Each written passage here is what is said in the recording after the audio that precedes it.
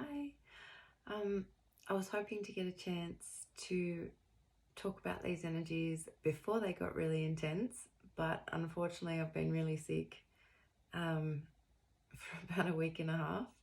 Nothing serious and all, on the mend now, so everything's fine. But things have shifted and it feels like it's been in the last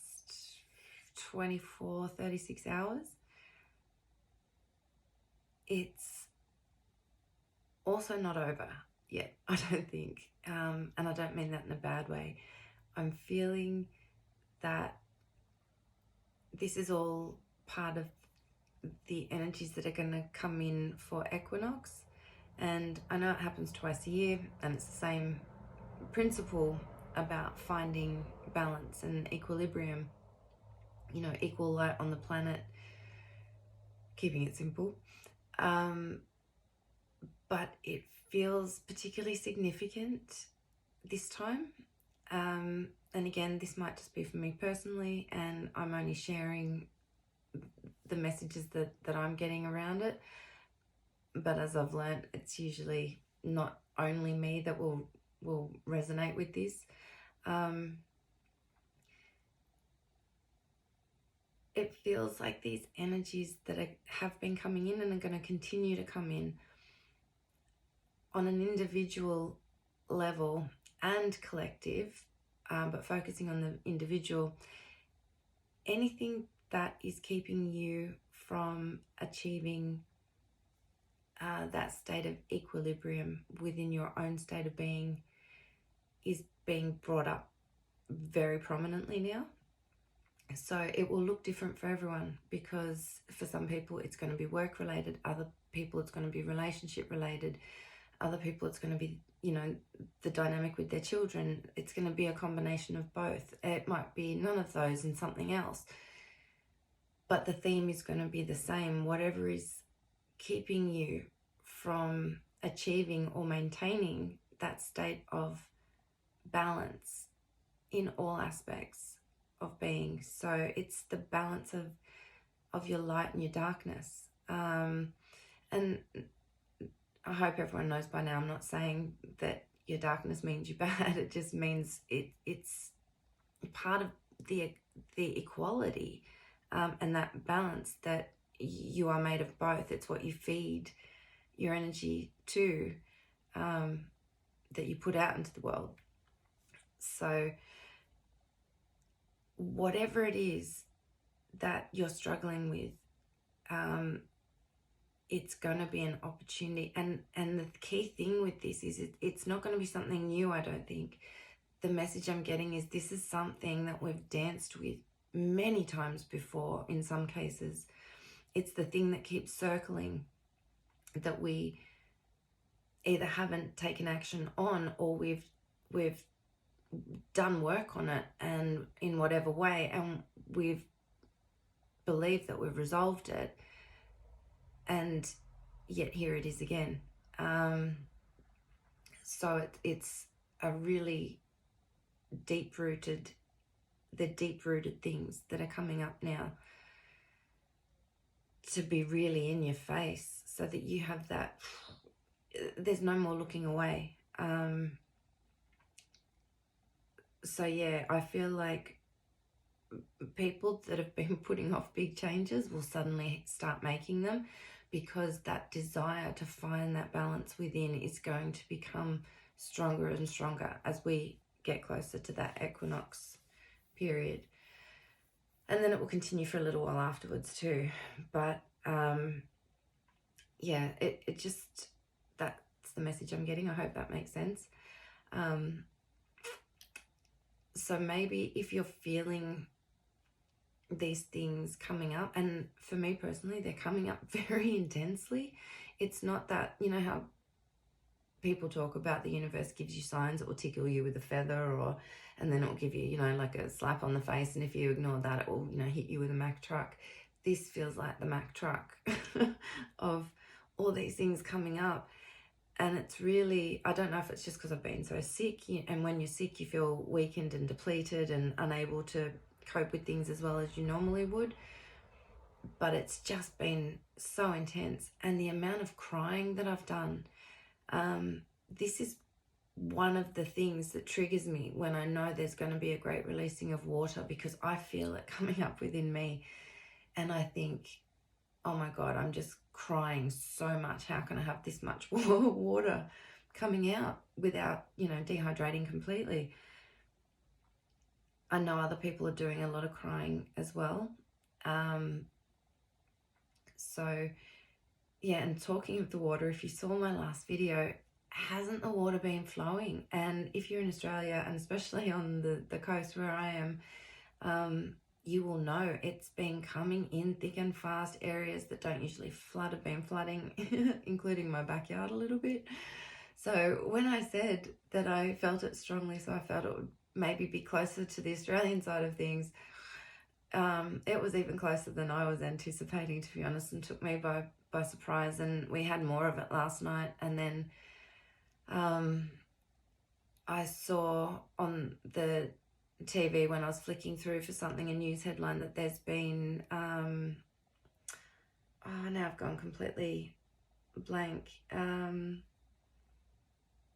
the spirals of water form, just almost like little cyclones over water, water spouts and spirals, I think they are.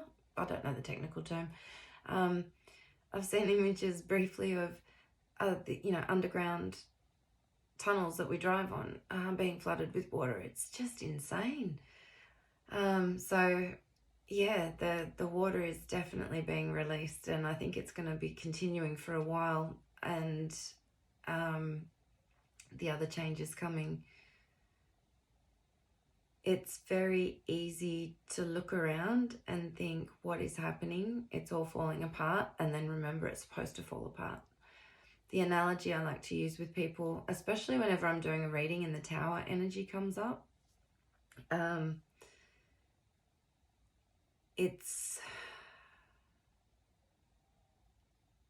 like you've found your dream block of land. It's got the views that you've always wanted. It's just perfect, but it's got, the old ruins of a, little shack that used to be on there before, right where you want to build the plans you have for your dream home, whatever that looks like.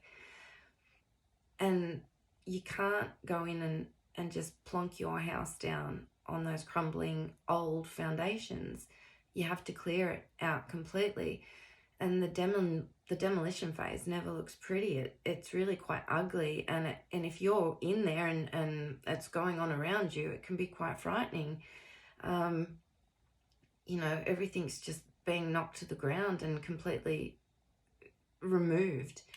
And that's pretty much what we're doing. We can't build all of this new stuff on top of the old, the old rotting, crumbling ruins and foundations. We have to clear them away completely. So, we're in the construction zone, and it's never pretty there. It's loud, it's chaotic, it's dangerous. And I'm not saying that to diminish anything that's happening, but if there's nothing you can do about it personally, then the only thing you can do is sit in that space of love and trust. And whenever you feel your heart is being touched by something in a way that makes it hurt,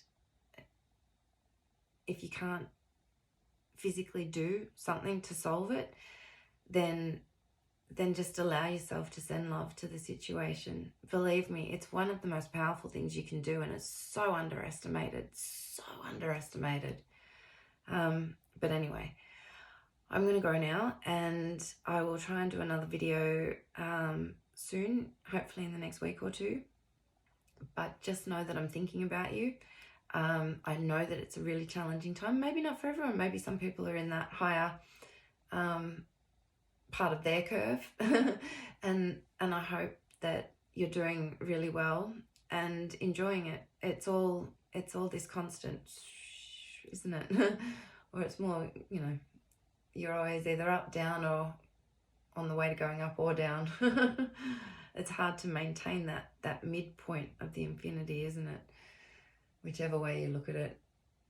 Anyway, okay, I'm gonna go, and yeah, just remember, if it all gets too much at times, something I did with my daughter the other day when she was a bit heightened and worked up was, instead of responding in anger or frustration, I just kind of said, come here, I want to show you something. And I, sat her up so that her chest was on my chest and heart to heart. And I just said to her, can you feel my heart next to your heart? And she said, yes. And I said, can you feel all of the love coming from my heart into your heart? And she just sat there for a moment, and then she said she could, and it felt warm. And I said, all right, so why don't we just sit here and breathe for a minute, and you can feel all that warmth of the love from my heart coming into your heart.